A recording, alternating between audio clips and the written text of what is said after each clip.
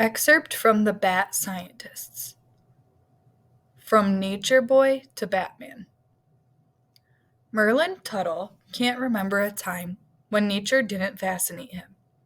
Even as a little kid, he collected seashells, brought home toads, and kept a journal of his wildlife observations. I happened to get especially interested in bats beginning when I was about 9, says Merlin.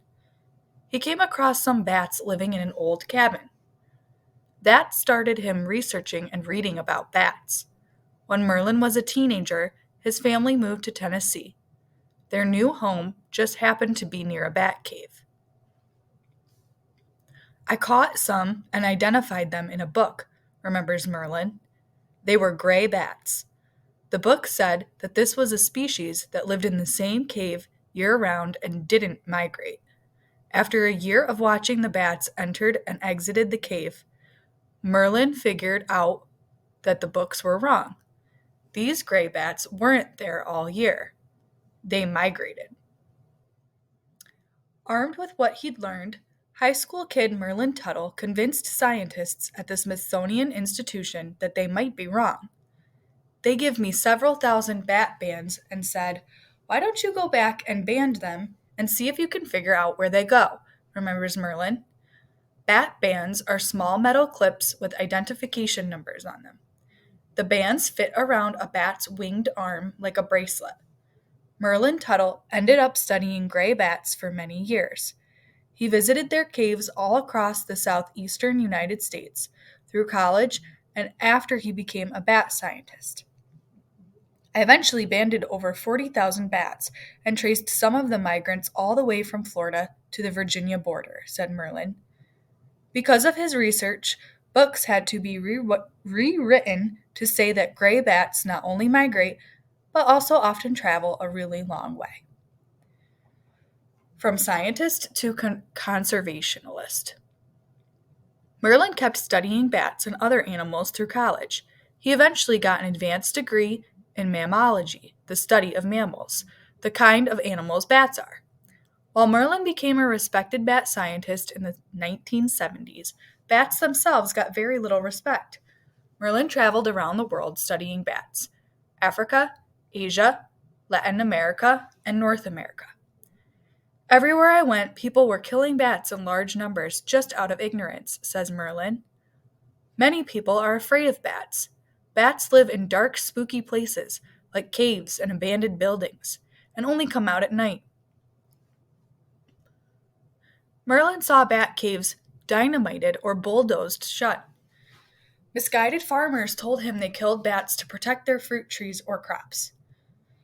Even the caves where Merlin studied gray bats were under attack. In 1976, Merlin visited an Alabama cave that was once home to 250,000 gray bats. What he found shocked him. All the bats were gone. Inside the cave were sticks, stones, rifle cartridges, and firework wrappers. Merlin Tuttle decided he had to do something to help the bats he loved to study, so he started an organization in 1982. It wasn't easy. When I started Bat Conservation International, BCI, most people would have rather paid to kill a bat than to save one, said Merlin. They ranked between cockroaches and rattlesnakes in opinion polls. People misunderstood bats. They mistakenly believed that bats are blind, fierce, disease-carrying, scary critters that want to bite. So Merlin set out to educate people about how gentle, amazing, and important bats really are. Photography quickly became an important tool. People fear most what they understand least, explains Merlin. Bats are misunderstood partly because they are hard to see. Bats fly at night and spend the day in dark places. When Merlin started writing books about bats, most photographs showed bats with snarling teeth held up by their wings.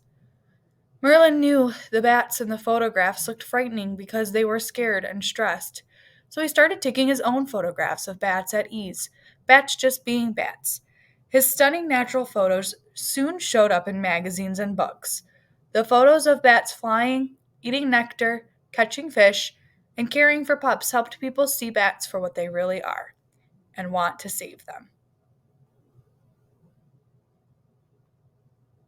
Question number 8. Which statement represents a central claim of the article? A. Environments often influence career choices. B. Bats are misunderstood creatures who need protecting. C. Photographs can help people overcome their fears of the unknown. D. Bats often travel a great distance when they migrate. Question number 9. What does the information presented in the last two lines of paragraph 3 illustrate? A. People forced bats to leave the cave. B. Bats had already migrated to another place. C. People enjoyed using the cave for activities. D. Bats left the cave because of the amount of garbage. Question number 10. Why does the author use words like misguided, paragraph 3, and misunderstand, paragraph 4, in the article? A. To suggest that bats have been the victims of myths.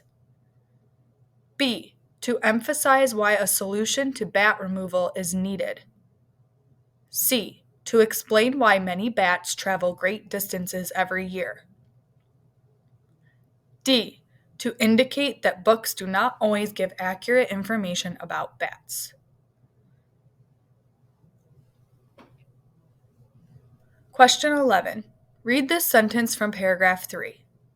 Everywhere I went, people were killing bats in large numbers just out of ignorance, says Merlin. Which quotation from the article best explains the cause of the ignorance described by Merlin? A. Merlin figured out that the books were wrong, paragraph 1. B. Many people are afraid of bats, paragraph 3. C. What he found shocked him, paragraph 3. D. Bats fly at night and spend the day in dark places, paragraph 5. Question number 12. What is the main way paragraph 5 helps develop ideas in the article? A. By explaining the habits of bats during daytime hours. B. By describing the stress bats often experience. C. By explaining why Merlin is interested in bat photographs. D. By explaining how Merlin helps people better understand bats. Question number 13. Which detail would be most important to include in a summary of the article? A. Merlin Tuttle studied bats and helped educate the public about their importance. B. Farmers told Merlin Tuttle that bats were bad for their fruit trees and crops. C. Merlin Tuttle earned a degree in advanced mammalogy when he was in college. D. People told Merlin Tuttle they were afraid of bats when he talked to them. Question 14. How does the author develop an important idea in the article? A. By describing Merlin's discovery of gray bat migration, which shows how ideas can change. B. By referring to traditional photographs of bats, which make bats appear to be threatening. C. By describing Merlin's effort to inform people about bats, which shows the importance of education.